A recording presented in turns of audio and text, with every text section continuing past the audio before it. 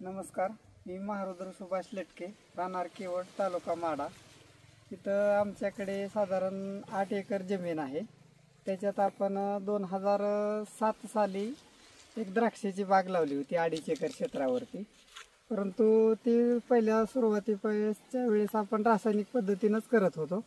परंतु नंतर काही नैसर्गिक आपत्ती, गारपीटसारखी, दुष्काळासारखी आल्यामुळं ते द्राक्ष शेती न परवडण्यासारखी परिस्थिती निर्माण झाली।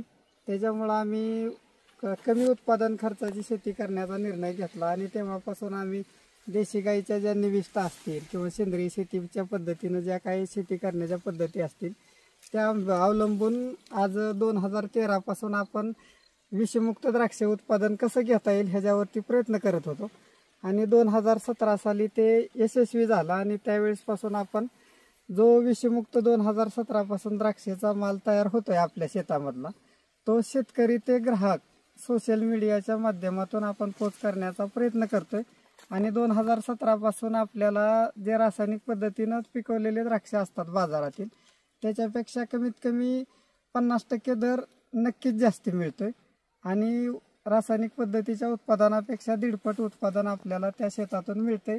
आणि दुसरे महत्त्वाचं म्हणजे आपण जगत असताना समाजाचं काहीतरी देणं लागतो, ह्याचा उद्देश साध्य होतो आणि एक समाधान मिळतं की आपण लोकांना विषमुक्त खाऊ घालतोय।